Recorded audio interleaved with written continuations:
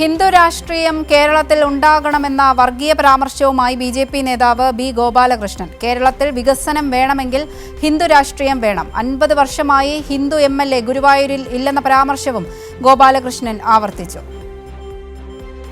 ഹിന്ദു രാഷ്ട്രീയം അത് കേരളത്തിന് അനിവാര്യമാണ്. അത് ഹിന്ദു പൊളിറ്റിക്സ് ഈ കേരളത്തിൽ ഉണ്ടായേ പറ്റൂ. അതുണ്ടാവണം. അതുണ്ടാവുന്ന ദിവസം ഈ കേരളത്തിലെ സകല പ്രശ്നങ്ങളും പരിഹരിക്കപ്പെടും. ആ ഹിന്ദു രാഷ്ട്രീയത്തിന്റെ ഒരു വാക്ക് മാത്രമാണ് ഞാൻ സൂചിപ്പിച്ച ഹിന്ദു എം.എൽ.എ. 50 വർഷം, 1, 2, 3, 4, 5 അല്ല, 50 വർഷം സാക്ഷാൽ വൈകുണ്ഠനാഥന്റെ തിരുനടയിൽ 50 വർഷമായിട്ട് മുസ്ലിം നാമധാരികൾ മാത്രമാണ് എം.എൽ.എ. എന്തുകൊണ്ട് ഒരു ഹിന്ദു നാമധാരിയെ പോലും അവിടെ എം.എൽ.എ. ആക്കുന്നില്ല? That was only question which I forward. എന്തുകൊണ്ടാക്കുന്നില്ല? ആ ഗുരുവായൂർ ക്ഷേത്രത്തിൽ 50 വർഷമായിട്ട് ആ ക്ഷേത്രം നിൽക്കുന്ന ഭൂമിയിൽ, ആ പൈതൃക ഭൂമിയിൽ ഈ വിളക്ക് കത്തിക്കുന്നത് ഹറാമാണെന്ന് പറയുന്ന ഈ ക്ഷേത്രത്തിൽ കൊള്ള ചെയ്യാൻ ബാക്കി എന്തെങ്കിലും ഉണ്ടോ എന്ന് ചിന്തിക്കുന്ന ഒരാൾ തന്നെ വേണം അവിടെ എം.എൽ.എ. ആവാൻ എന്ന് ഇടതും വലതും ചിന്തിക്കുമ്പോൾ രാഷ്ട്രീയ ഹിന്ദുവിന്റെ അപചയമാണ് എന്ന് പറയാതിരിക്കാൻ നിർവാഹമില്ല. നൗഫൽ കൂടി ചേരുന്നുണ്ട്. നൗഫൽ, ഈ ബി. ഗോപാലകൃഷ്ണൻ വീണ്ടും ഒരു വർഗീയ പരാമർശവുമായി രംഗത്ത് വന്നിരിക്കുകയാണ്. അതായത് ഹിന്ദു രാഷ്ട്രീയം കേരളത്തിൽ ഉണ്ടാകണമെന്നാണ്.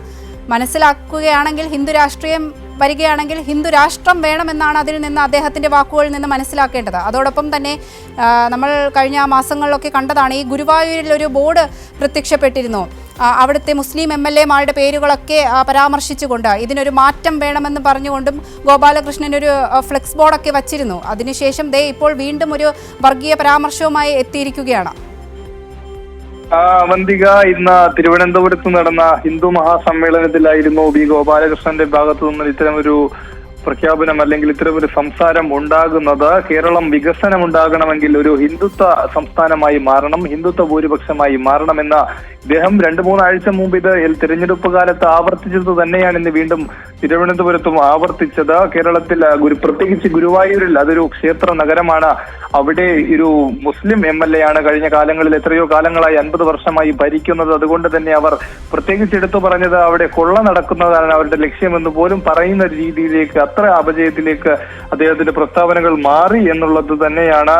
അദ്ദേഹം വെല്ലുവിളിച്ചുകൊണ്ട് പറഞ്ഞത് ഇത് ഇനിയും ആവർത്തിക്കും, ഏത് തന്നെ പോലീസല്ല, പോലീസും പട്ടാളവും കോടതി പറഞ്ഞാലും ഇതിന്മേൽ ഒരു മാറ്റവുമില്ല, ഈ പ്രസ്താവന ഇനിയും തുടരും. കേരളത്തിൽ ഹിന്ദു വികസനം അല്ലെങ്കിൽ ഹിന്ദു രാഷ്ട്രീയം ഉണ്ടാക്കുകയാണ് തങ്ങളുടെ ലക്ഷ്യമെന്ന വീണ്ടും ഒരു വർഗീയ പരാമർശം തന്നെയാണ് ബി. ഗോപാലകൃഷ്ണൻ ഇന്ന് തിരുവനന്തപുരത്ത് ആവർത്തിച്ച് പറഞ്ഞത്. അവന്തിക. ശരി, നൗഫലാണ് വിവരങ്ങൾ നൽകിയത്.